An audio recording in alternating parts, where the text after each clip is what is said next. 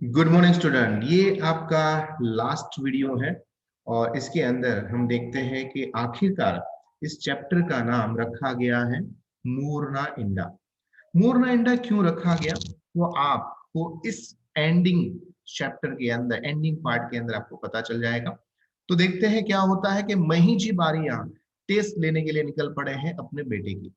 उसकी पत्नी उसको देखते रहती है और महीजी बारियां रेडी हो जाते हैं अपने बेटे को देखने जाने के लिए।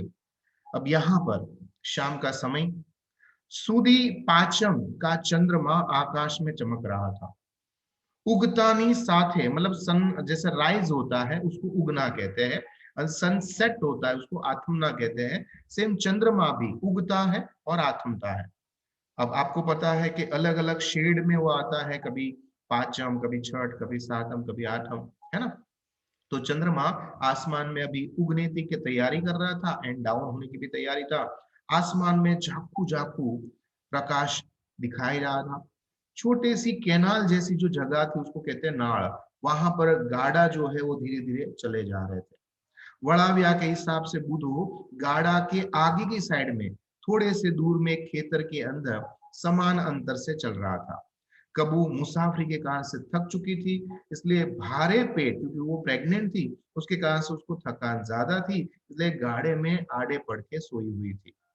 उसके पांव के पास कीकी जो है वो भी अपनी झपकियां मार रही थी, झोंका खा रही थी। एंड આંચકો આવતા સહેજ વળી પાછી પગ લાંબા કરી અને પાંજરાની અઢેલી પર બેઠી જતી।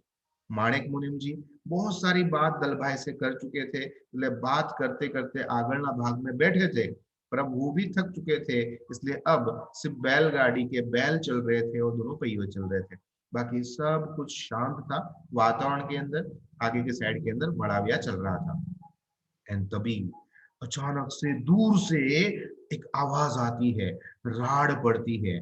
राड़ पड़ना मतलब बड़ी सी आवाज, ए जे होय ते गाड़ा उभा રાખજો હો। जिससे બંદૂકમાંથી સન્ન કરતી ગોળી આવે અને રુધિયા આપણા હૃદયને ભેદે તેવી ભયંકર રાડ સૌના કાનને ભેદી નાખ્યા। અને એ જ ક્ષણે કબુ બેઠી થઈ ગઈ, કીકી સાવધાન થઈ ગઈ અને માણેક મુનિમ ધીમેથી બોલ્યા, દલભાઈ રાડ પડી। અને આ સમયે દલભાઈને તો જાણે કંઈ પણ ન થયું હોય એમ પેટનું પાણી ન હલ્યું।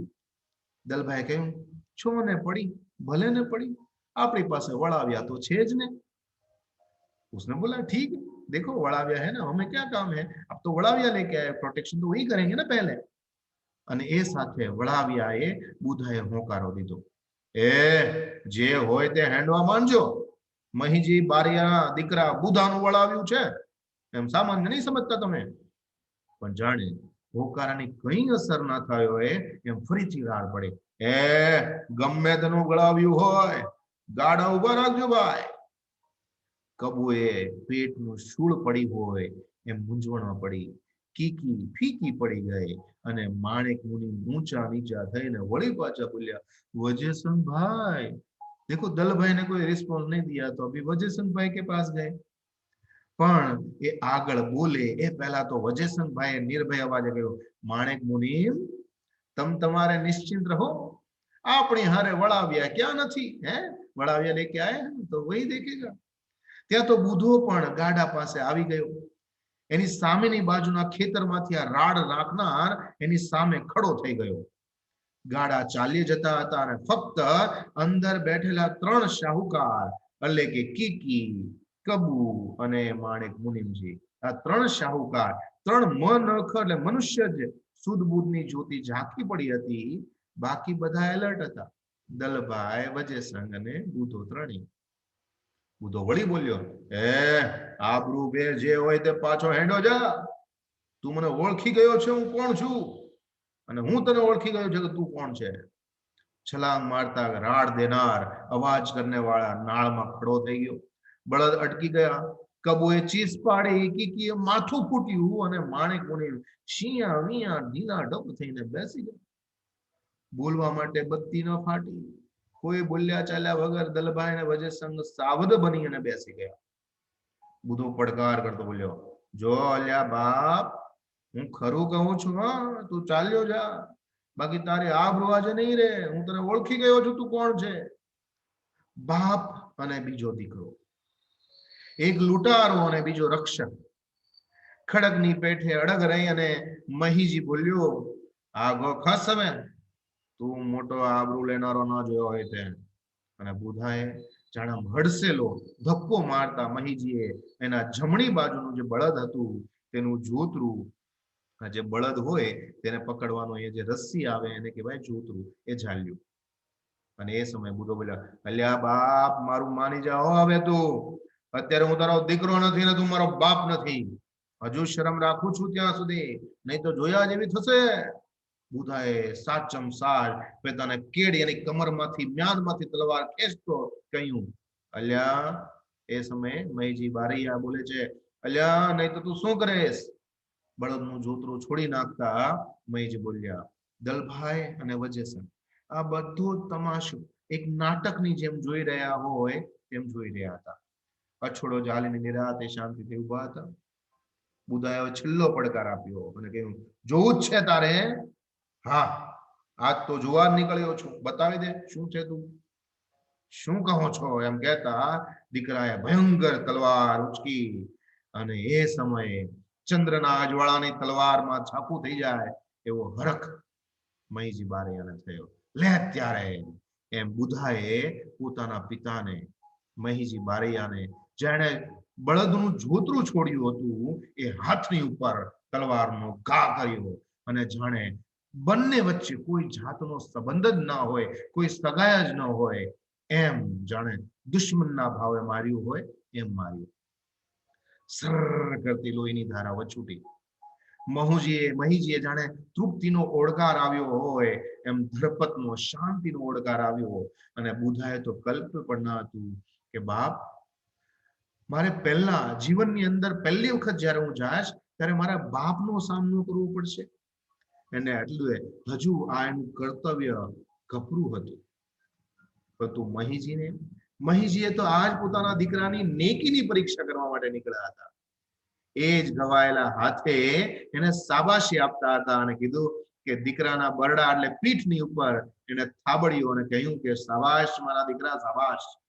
મને હવે ખાતરી થઈ ગઈ છે કે તું મારું નામ ક્યારે નહીં બોલે. જા બેટા જા, ફતેહ કર, વિજય કર. અત્યાર સુધી તમાશો જોનાર દલભાઈ છેવટે બોલ્યા, અને મોરના ઈંડાને તો કઈ ચિતરવા પડતો હશે હે મહીજી? તો અવાજ તરત જ તે સમજી ગયા. અને મહીજી બોલ્યા, હે કોણ? દલભાઈ કે શું?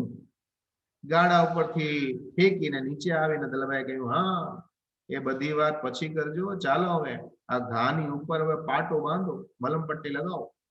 પણ જાણે કઈ ન થયું એમ મહીજી બોલ્યા, અરે આ પાછળના ગાડામાં વજેસંગ જ હશે કે શું? હા, બીજું કોણ હોય વળી? વજેસંગ હોય ત્યાં દલભાઈ હોય, ને દલભાઈ હોય ત્યાં વજેસંગ હોય. વજેસંગે પાછળ જવાબ આપ્યો, એ જ છે, બીજું કોણ હોય? અરે ગાંડા! એ સમયે મહીજી બારૈયાએ પોતાના પુત્રને કહ્યું, શું દીકરા તે કર્યું આ હે?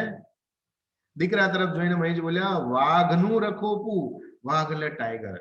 શું એનું રક્ષણ કરવા માટે ક્યારે લેપર્ડ એટલે કે દીપડા આવે? દીપડા ન આવે ભાઈ.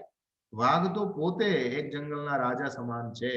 એનું રક્ષણ દીપડા ન કરી શકે. અહીંયા વાઘ આ બંનેને કહ્યા છે અને દીપડા આ બંને પોતાની જાતને કહે છે કે આવા મોટા ટાઈગર હોય એને લેપર્ડ થોડું એનું પ્રોટેક્શન કરે.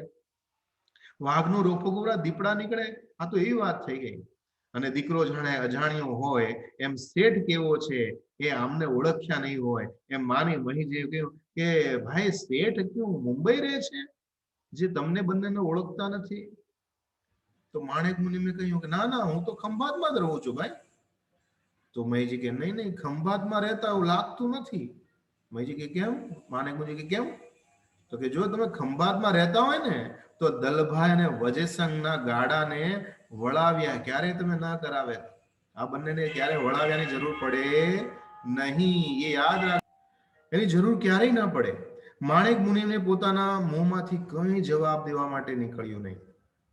પાટા બંધાઈ ગયા, સામ સામે બીડી પીવાઈ ગઈ એટલે દીકરાએ આગળ વધતા મહીજીએ કહ્યું, ચાલ બેટા ચાલ, હવે હેન્ડ. હું આવ્યો એટલે તારે સારું થયું, આટલો લાંબો ફેરો તારે બચી ગયો. બાકી વાઘને વળી વળાવ્યા હોય ખરા? માણેક મુનિમને યાદ આવ્યું હોય એમ બોલ્યા, પણ તમારા બંનેના પૈસા તો લેતા જાઓ. મહીજી ખડખડાટ હસ્યા. આથમ તો ચંદ્રને જોઈ જાણે શરમાઈ ગયો હોય એમ ધીમે ધીમે હોરાઇઝન એટલે કે ક્ષિતિજ તરફ ડૂબી રહ્યો હતો. પૈસા લેવા માટે પણ બાપ અને દીકરા ઉભા ન રહ્યા. ત્યારે માણેક મુનિમ અને બંને ગાડિતને તાકતા રહ્યા અને ખ્યાતિની આની પ્રસિદ્ધિની એને ખબર ન હોય એમ વાણિયાગત વાપરતા વાપરતા ધીરેથી કહ્યું, મેં કહું એટલે કે હું કહું, મને આટલી ખબર નહોતી કે તમે બંને આટલી બધી નામના, આટલી બધી ઇજ્જત કમાઈ હશે. પણ બેમાંથી કોઈએ પણ તેનો જવાબ આપવાની એમને જરૂર પડી નહીં. આ તો તમારી આંખોની દ્રષ્ટિ જેવી હોવી જોઈએ કે આપણે વ્યક્તિઓને ઓળખી જાય, આપણે માણસોને ઓળખી જાય. અને ઘણી વખત ના ઓળખો તો પછી સમય આપણને ઓળખાવી દે છે. આમ સરસ મજાની આ વાર્તા. પુસ્તકનું નામ છે માનતા નામના પુસ્તકમાંથી આજની આ ટૂંકી વાર્તા આપણી નવલિકા લેવામાં આવી, જેની અંદર આપણને બધાને સમજાવવા માંગે છે કે खरेखर मोरना इंडा ने चितरवा न पड़े। आशा करता हूँ ये चैप्टर आपको अच्छी तरह से समझ में आया होगा। फिर भी कोई डाउट है, प्रॉब्लम है, कमेंट्स है तो नीचे कमेंट्स बॉक्स में जरूर लिखिएगा। तब तक मुझे आज्ञा दीजिए। आपका दोस्त, आपका मित्र, आपका गुरु Mahendra Joshi. Thank you very much.